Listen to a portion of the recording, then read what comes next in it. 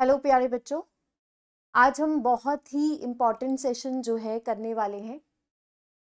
AGTA exam के लिए आपकी यूपी जीके की तैयारी जो है वो कैसे होने वाली है, क्या आपको स्ट्रैटेजी रखनी है, कौन कौन से टॉपिक्स आपको पढ़ने हैं, एग्ज़ाम में कैसे क्वेश्चंस आते हैं, किन टॉपिक्स के ऊपर ज़्यादा फोकस करना है और किस तरीके से इस पूरे सिलेबस की तैयारी करनी है ताकि आप यूपी जीके में अच्छा स्कोर कर पाएँ, उसके ऊपर ये वीडियो है।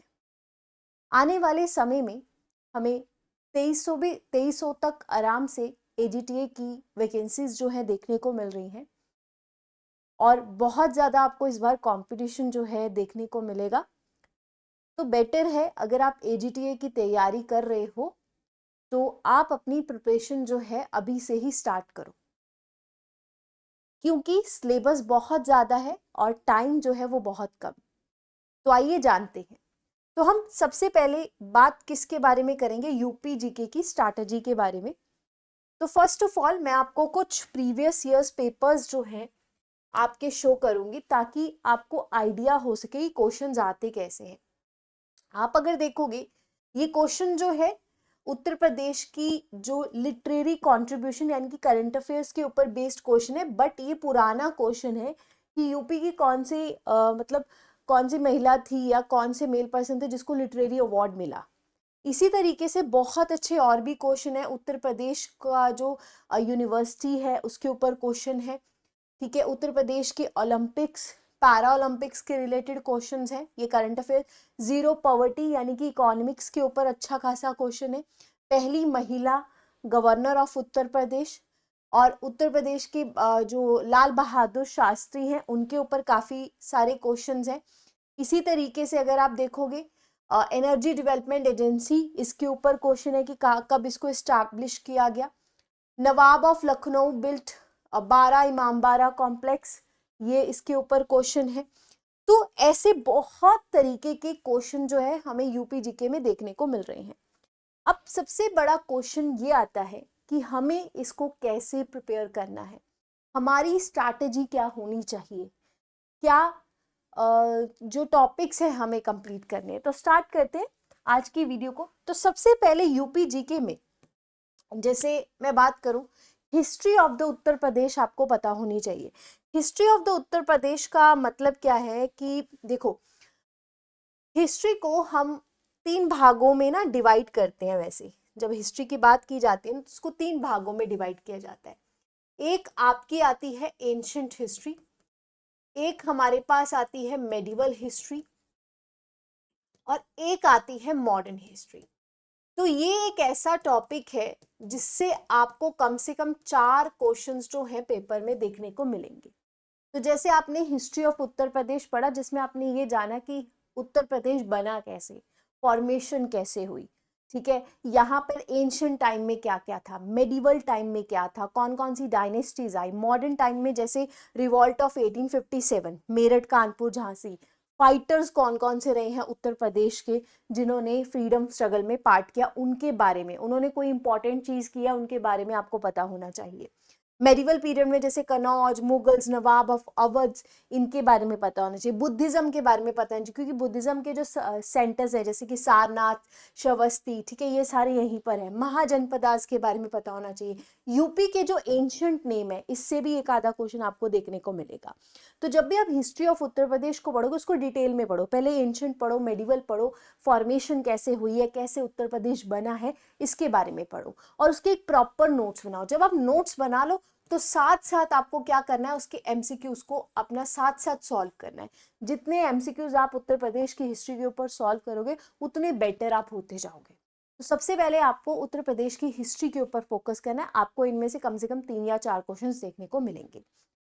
दूसरा जो मेजर हमारे पास कह लो सब्जेक्ट आता है, ठीक है, उत्तर प्रदेश का, वो आपका आता है कि जैसे आप अगर प्रिपरेशन कर रहे हो, ठीक है, जस्ट अ सेकेंड, हम बात करते हैं सेकेंड हमारे पास पार्ट आता है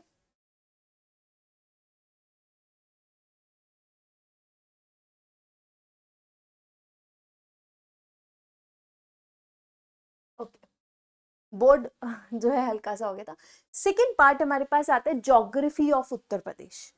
ज्योग्राफी ऑफ उत्तर प्रदेश के बारे में अगर बात करें कि जैसे उत्तर प्रदेश का जो मैप है उसके बारे में क्वेश्चन आ सकता है कि उत्तर प्रदेश में कौन कौन से बाउंड्रीज कौन कौन से स्टेट्स के साथ शेयर हो रही है, लोकेशन क्या है, लॉन्गिट्यूड लैटिट्यूड क्या है, यहाँ पे देखो भौगोलिक स्थिति क्या है, अक्षांश और देशांतर क्या है, सीमावर्ती राज्य कौन से हैं, नेबरिंग स्टेट कौन से हैं, नदियों के बारे में क्वेश्चन आ सकते हैं जैसे कि गंगा, यमुना, गोमती, घगर, सूर्य। सॉइल टाइप्स के ऊपर क्वेश्चंस आ सकते हैं जैसे मिट्टी के प्रकार हो गए, क्लाइमेट एंड रेनफॉल के ऊपर क्वेश्चंस आ सकते हैं, राष्ट्रीय उद्यान जो है, सेंचुरीज, नेशनल पार्क्स, इनके ऊपर क्वेश्चंस आ सकते हैं। तो ज्योग्राफी में आपको इनके ऊपर ज्यादा फोकस करना है क्योंकि ये काफी इंपॉर्टेंट है। इसके साथ साथ मैं आपको और चीज बताऊं, जो भी उत्तर प्रदेश में इंपॉर्टेंट लोकेशंस हैं, ठीक है, आर्ट एंड कल्चर के पर्सपेक्टिव से उनको भी पढ़ो क्योंकि उनके ऊपर क्वेश्चन आ सकता है कि किसने बिल्ड की है। इसी तरीके से एग्रीकल्चर ऑफ उत्तर प्रदेश, ये बहुत ही इंपॉर्टेंट टॉपिक है हमारे एग्जाम के लिए क्योंकि कौन कौन से उत्तर प्रदेश में मेन क्रॉप्स जो है ग्रो की जाती हैं, क्रॉप वाइज रीजन कौन कौन से हैं, खारिफ क्रॉप कौन सी होती है, ये सारे आपको पढ़ के जाने पड़ेंगे। वैसे आप लोग इसमें काफ़ी अच्छे होंगे क्योंकि आप एग्रीकल्चर के बच्चे हो ना, बट एक चीज़ पे आप जो है मार खाओगे वो है एग्रीकल्चर यूनिवर्सिटीज़। जो कृषि आपके विश्वविद्यालय होते हैं, संस्थाएं होती हैं, उनमें आप मार खा जाओगे क्योंकि उनके फॉर्मेशन ईयर या उनकी लोकेशंस आपको हो सकता है ना पता हो, तो इनके ऊपर फोकस करो। साथ साथ इसमें एक और चीज़ है, जो भी करंट में, ठीक है, एग्रीकल्चर रिलेटेड, जो भी करंट में एग्रीकल्चर रिलेटेड आपकी न्यूज़ आती है, स्कीम्स के रिलेटेड उत्तर प्रदेश की, वहां से आपको क्वेश्चंस जो हैं देखने को मिल सकते हैं। तो you have to focus on this, ठीक है। उसके बाद इकोनॉमी ऑफ उत्तर प्रदेश, उत्तर प्रदेश की, यूपी की इकोनॉमी कैसी है, इंडस्ट्रीज वहां पर कैसी हैं, medium and small scale industries कैसी हैं, बजट क्या रहा है, एम्प्लॉयमेंट स्कीम्स कौन से आए हैं, एम्प्लॉयमेंट क्या है, पॉवर्टी रेट क्या है, गरीबी रेखा जिसको हम कहते हैं, सबके बारे में तुम्हें पता होना चाहिए। और ये तुम्हें उत्तर प्रदेश के बजट में पड़ेगा मिलेगा, और उत्तर प्रदेश की जो इकोनॉमी होती है उसके बारे में आप उसकी साइट पे जाकर भी जान सकते हो, तो इसके ऊपर भी आपको एक आधा क्वेश्चन देखने को मिलेगा।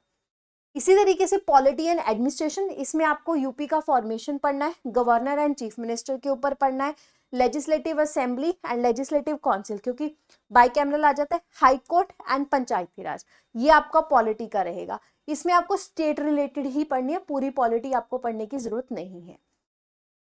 उसके बाद हमारे पास art and culture and heritage of UP आते हैं, उत्तर प्रदेश की कला एवं संस्कृति, जिसमें आपको फोक डांसेस हो गए या कोई भी मेजर डांस परफॉर्म होता है, मेजर कला है जो यूपी में ही होती है, जीआई टैग जिसको मिला है, उसके ऊपर आपको फोकस करना है।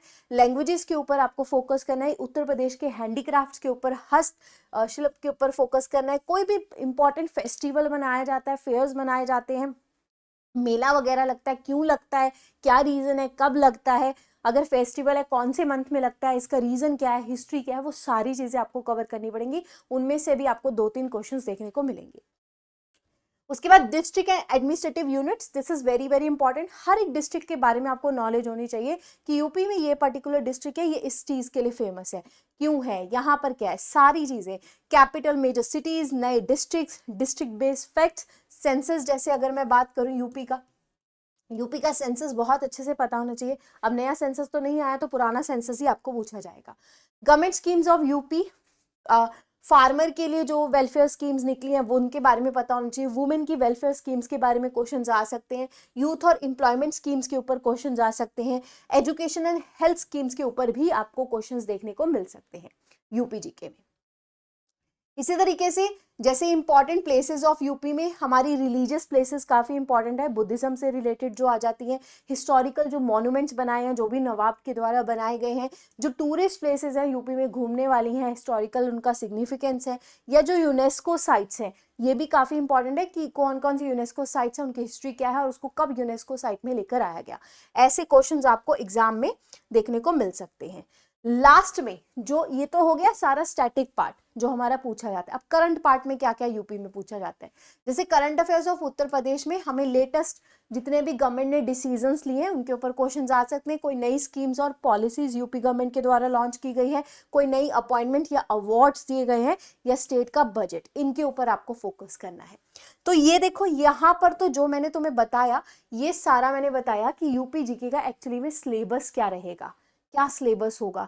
हिस्ट्री, ठीक है, हिस्ट्री में क्या करना है आपको, ज्योग्राफी में क्या करना है आपको, एग्रीकल्चर में आपको क्या कौन से टॉपिक करने हैं, इकोनॉमी में आपको कौन से टॉपिक्स के ऊपर फोकस करना है, पॉलिटी एडमिनिस्ट्रेशन के ऊपर आपने कौन से फोकस करना है, आर्ट एंड कल्चर के ऊपर कौन सी चीज़ों के ऊपर फोकस करना है, डिस्ट्रिक्ट्स के ऊपर कौन सी चीज़ों पे फोकस करना है, ये सारी चीज़ें हमने डिस्कस की।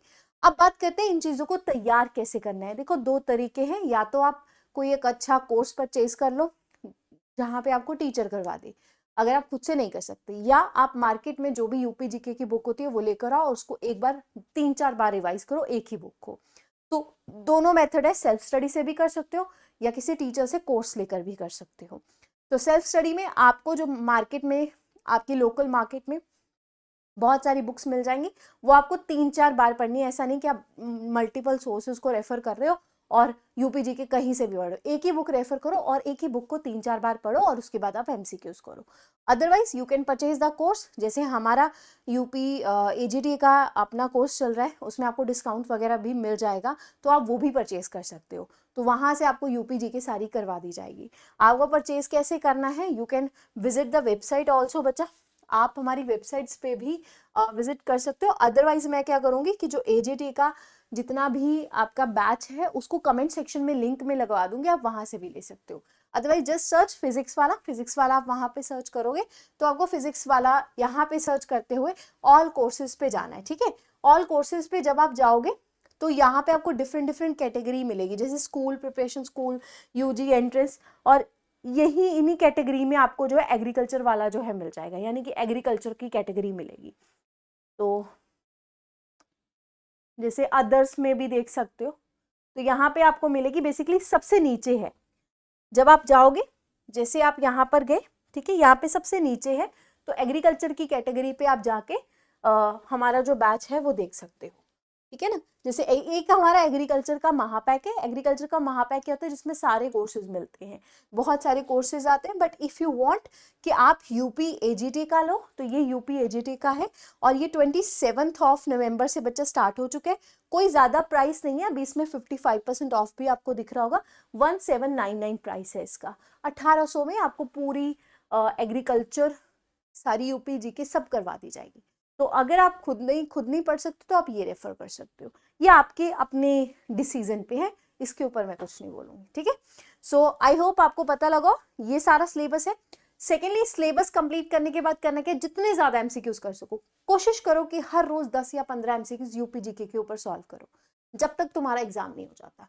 अगर तुमने ये कर लिया ना बच्चा, तुम्हारा पेपर क्लियर करने से कोई नहीं रोक सकता, कोई नहीं रोक पाएगा, समझ गए। हर रोज सिलेबस आपने पढ़ लिया, ओके है, जितना कर लिया कोई बात नहीं, नहीं भी हुआ complete, but daily MCQ solve करो, क्योंकि जितने एमसीक्यूज तुम सॉल्व करोगे उतने तुम बेटर होते जाओगे, ठीक है। तो thank you very much guys, have a great day. I hope आपको आज का जो सेशन है वो बढ़िया लगा हो। Take care guys.